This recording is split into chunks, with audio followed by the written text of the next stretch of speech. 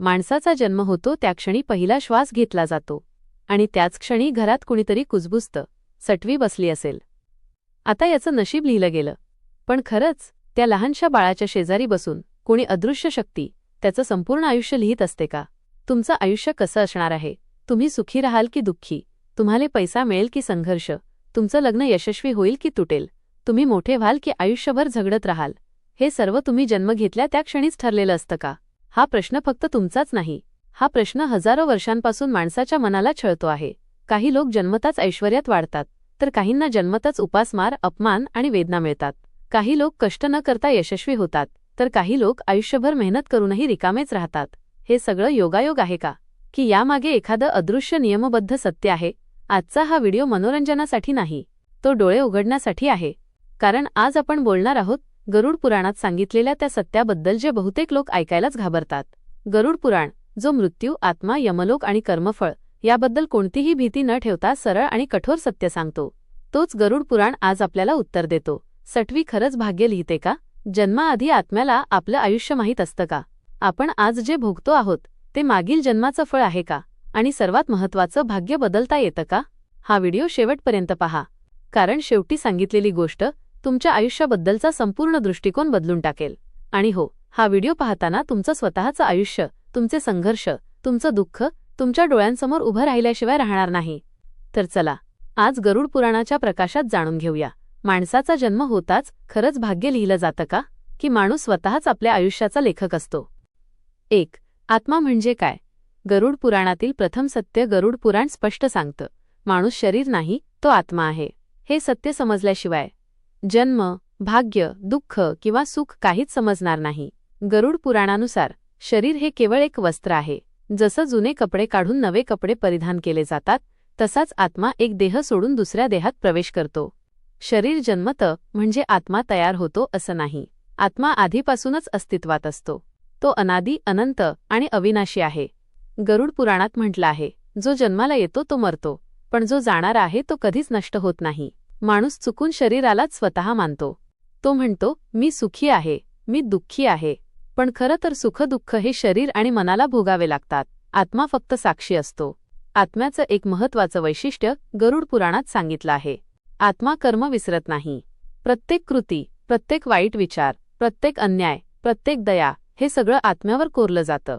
माणूस विसरतो, पण आत्मा विसरत नाही.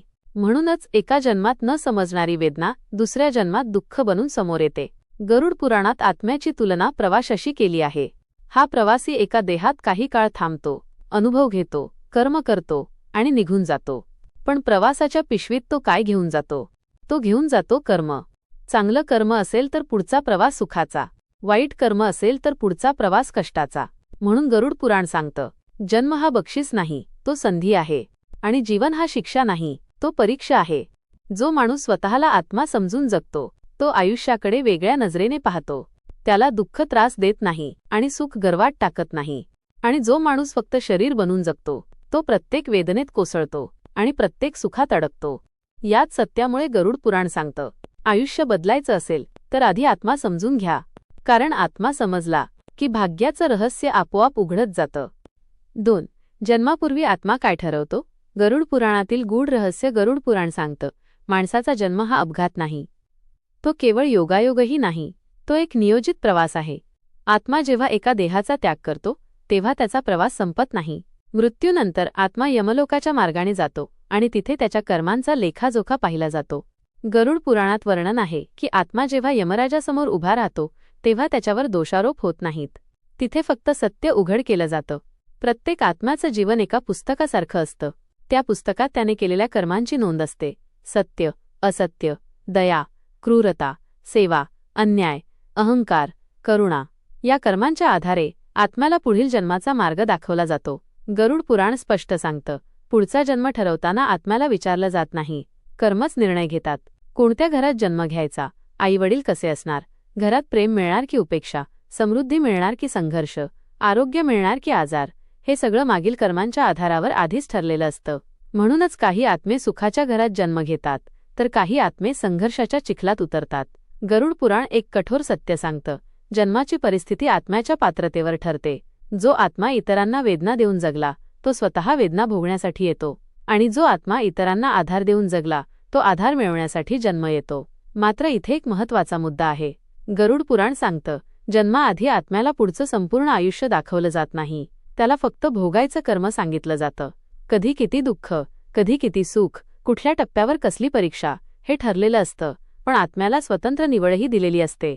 म्हणजेच जन्म हे कर्माचं फळ आहे, पण जीवन हे कर्माचं क्षेत्र आहे.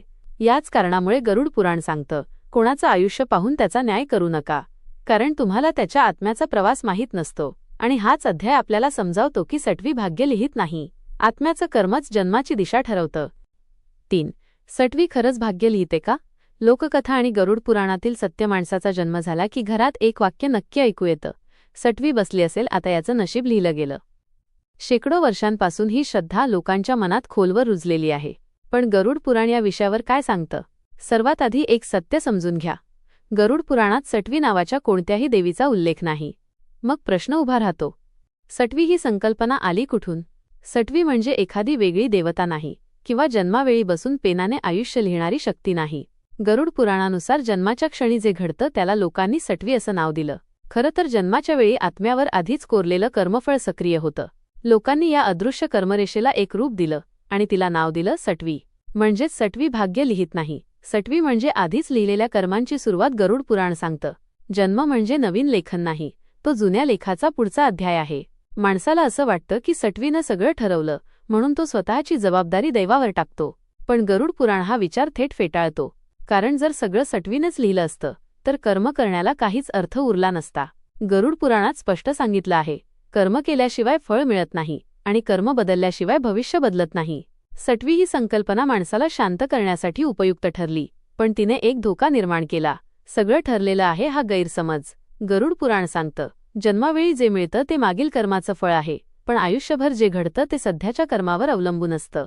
म्हणूनच एकाच घरात जन्मलेली दोन भावंडं पूर्णपणे वेगळी आयुष्य जगतात. जर सटवीचं सगळं लिहित असेल तर हे कसं शक्य आहे? याचाच अर्थ सटवी नाही, कर्मच अंतिम सत्य आहे. गरुड पुराण आपल्याला एकच गोष्ट शिकवतं, दैवावर विश्वास ठेवा, पण कर्म सोडू नका. कारण सटवीची भीती बाळगणारा माणूस थांबून राहतो आणि कर्मावर विश्वास ठेवणारा माणूस पुढे जातो. 4. काही लोक जन्मताच दुःखी का असतात? गरुड पुराणातील कर्मफळाचं कठोर सत्य. हा प्रश्न प्रत्येकाच्या मनात कधीतरी येतो. मीच का? मीच गरिबीत का जन्मलो? माझ्याच आयुष्यात इतक्या अडचणी का? माझ्याच वाट्याला वेदना, अपमान, आजार का आले? गरुड पुराण या प्रश्नाला भावनिक उत्तर देत नाही, तो सत्य उत्तर देतो. गरुड पुराण सांगतं, दुःख हा अन्याय नाही, तो अपूर्ण कर्माचा परिणाम आहे. माणसाला असं वाटतं की देव काही लोकांवरच अन्याय करतो, पण गरुड पुराण स्पष्ट सांगतं, देव न्यायाधीश आहे, पक्षपाती नाही. मागील जन्मात जे कर्म अपूर्ण राहतात, जे पाप भोगले जात नाहीत, जे अन्याय सुधारले जात नाहीत, तेच या जन्मात दुःखाच्या रूपाने समोर येतात. म्हणूनच कोणी अपंग जन्मतो, कोणी जन्मताच आई-वडिलांचं प्रेम गमावतो, कोणी लहान वयातच संघर्षात अडकतो. हे शिक्षा नाही, हे शुद्धीकरण आहे. गरुड पुराणात म्हटलं आहे, जसं सोनं अग्नीत तापवलं जातं तेव्हा ते शुद्ध होतं, तसंच आत्मा दुःखाच्या आगीतून शुद्ध होतो. पण इथे एक अत्यंत महत्त्वाचं सत्य आहे. गरुड पुराण सांगतं, दुःख भोगणारा आत्मा खरं तर धैर्यवान असतो. कारण प्रत्येक आत्म्याला सर्व कर्म एकाच जन्मात भोगण्याची पात्रता नसते. जे आत्मे आधीच अनेक जन्मांचा भार वाहत आहेत त्यांनाच मोठ्या दुःखांचा सामना करावा लागतो. म्हणूनच गरुड पुराण सांगतं, दुःखी माणसाकडे कधीही तिरस्काराने पाहू नका. तो कमजोर नाही, तो परिपक्व आत्मा असतो. माणसाला वाटतं दुःख म्हणजे अपयश, पण गरुड पुराण सांगतं, दुःख म्हणजे मोक्षाच्या दिशेने एक पाऊल. कारण सुख माणसाला बांधून ठेवतं आणि दुःख माणसाला विचार करायला भाग पाडतं. ज्या आत्म्याला दुःख समजतं तोच आत्मा कर्म बदलायला शिकतो, आणि जो आत्मा दुःखालाच दोष देत बसतो तो तेच दुःख पुढच्या जन्मातही घेऊन जातो. गरुड पुराणाचा संदेश स्पष्ट आहे, दुःख टाळू नका, दुःख समजून घ्या. कारण समजलेलं दुःख बंधन राहत नाही आणि न समजलेलं दुःख पुन्हा पुन्हा येतं. 5. भाग्य बदलता येतं का? गरुड पुराणाचं थेट आणि अंतिम उत्तर. हा प्रश्न प्रत्येक माणसाच्या मनात खोलवर दडलेला असतो. माझं नशीब असंच राहणार का? की मी माझं आयुष्य बदलू शकतो? गरुड पुराण या प्रश्नाचं उत्तर न पूर्ण होकार देतं, न पूर्ण नकार. ते सांगतं, भाग्य समजून न घेतल्यामुळेच माणूस चुकीचा निष्कर्ष काढतो. गरुड पुराणानुसार माणसाचं आयुष्य 3 प्रकारच्या कर्मांवर उभं असतं. पहिलं, संचित कर्म जे अनेक जन्मांत साठलेलं असतं. दुसरं, प्रारब्ध कर्म जे या जन्मात भोगायलाच लागतं. आणि तिसरं, क्रियमाण कर्म जे माणूस आज आत्ताच करत आहे. गरुड पुराण स्पष्ट सांगतं, प्रारब्ध कर्म पूर्णपणे टाळता येत नाही. म्हणजेच जन्मावेळी मिळालेली परिस्थिती, काही दुःख, काही मर्यादा या टाळता येत नाहीत. म्हणूनच सगळं भाग्य बदलता येत नाही, हे एक सत्य आहे. पण इथेच दुसरं सत्यही आहे. गरुड पुराण सांगतं, क्रियमाण कर्मामुळे भविष्य बदलता येतं. आज तुम्ही काय करता, कसं विचार करता, कोणाशी कसं वागता, हे सगळं उद्या तुमचं आयुष्य ठरवतं. माणूस जर सगळं ठरलेलं आहे असं म्हणत बसला तर तो स्वतःचं सामर्थ्य गमावतो. गरुड पुराण हा विचार धोकादायक मानतो, कारण कर्म करण्याची शक्ती माणसालाच दिलेली आहे. गरुड पुराणात म्हटलं आहे, जसं बियाणं टाकलं तसं पीक येतं. आज जर माणूस दया, सत्य, सेवा, संयम या बिया पेरतो तर भविष्यात शांती आणि समाधानाचं पीक उगवतं. आणि आज जर अहंकार, फसवणूक, द्वेष हे बी पेरलं तर दुःख अटळ असतं. म्हणून गरुड पुराण सांगतं, भाग्य म्हणजे लिहिलेली शिक्षा नाही, ती सुधारता येणारी परीक्षा आहे. जो माणूस दुःखातून शिकतो तो भाग्य बदलतो. जो माणूस दुःखालाच दोष देतो तो भाग्य पुन्हा पुन्हा भोगतो. गरुड पुराणाचा अंतिम संदेश स्पष्ट आहे, दैव मान्य करा पण कर्म सोडू नका. कारण कर्म सोडलं की आत्मा अडकतो आणि कर्म स्वीकारलं की आत्मा मुक्तीच्या दिशेने जातो. 6. कर्म कसं शुद्ध करायचं? गरुड पुराणातील अचूक उपाय आणि मार्ग. गरुड पुराण फक्त दुःखाचं कारण सांगून थांबत नाही, तो दुःखातून बाहेर पडण्याचा मार्गही दाखवतो. कारण जर कर्म बदलता येत नसलं असतं तर मोक्षाची संकल्पनाच निरर्थक ठरली असती. गरुड पुराण सांगतं, कर्म शुद्ध करता येतं आणि शुद्ध कर्मच भाग्याची दिशा बदलतं. पण कर्म शुद्ध करणं म्हणजे फक्त पूजापाठ नाही. सर्वात पहिला उपाय सांगितला आहे, आई वडिलांची सेवा. गरुड पुराणात स्पष्ट उल्लेख आहे की आई वडिलांना दिलेला त्रास हा सर्वात मोठा पापबंध आहे आणि त्यांची मनापासून सेवा हा सर्वात जलद पुण्यसंचय आहे. दुसरा महत्त्वाचा उपाय, अन्नदान. गरुड पुराण सांगतं, भुकेल्या व्यक्तीला दिलेलं अन्न थेट आत्म्यापर्यंत पोहोचतं. अन्नदान केल्याने दारिद्र्य आणि दुःखाचे बंध हळूहळू सैल होतात. तिसरा उपाय, प्राणीदया. जो माणूस निर्बल प्राण्यांना त्रास देतो तो पुढच्या जन्मात निर्बलतेचा अनुभव घेतो आणि जो प्राण्यांवर दया करतो त्याच्या आयुष्यात अनपेक्षित मदत येते. चौथा उपाय, सत्य आणि संयम. गरुड पुराण सांगतं, खोटं बोलणं फक्त पाप नाही, ते आत्म्यावर ओरखडा आहे. सत्य बोलणं कठीण असतं पण ते कर्म शुद्ध करतं. संयम म्हणजे इच्छा दाबणं नव्हे, इच्छांवर नियंत्रण ठेवणं.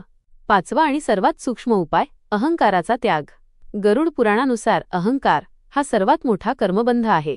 मी करतो माझ्यामुळे हा भाव जिथे आहे तिथे आत्मा जड होतो आणि जिथे हे माझं कर्तव्य आहे असा भाव आहे तिथे आत्मा हलका होतो. गरुड पुराण सांगतं, कर्म शुद्ध करण्यासाठी मोठे विधी लागतात असं नाही. लहान पण प्रामाणिक कर्म सगळ्यात जास्त परिणामकारक असतं. दुसऱ्याचं वाईट न करता जगणं, गरजूंना मदत करणं, स्वतःच्या चुका मान्य करणं हेच खरं कर्मशुद्धीचं साधन आहे. आणि जेव्हा कर्म शुद्ध होतं तसं भाग्य आपोआप बदलायला सुरुवात होते. 7. मृत्यू म्हणजे शेवट नाही. गरुड पुराणानुसार आत्म्याचा अंतिम प्रवास. गरुड पुराण सांगतं, मृत्यू हा अंत नाही, तो फक्त बदल आहे. माणसाला मृत्यूची भीती वाटते कारण तो शरीराला स्वतः समजतो. पण ज्या दिवशी माणूस स्वतःला आत्मा समजतो त्या दिवशी मृत्यूची भीती हळूहळू नाहीशी होते. गरुड पुराणात मृत्यूचं वर्णन भयानक नाही तर वास्तववादी आहे.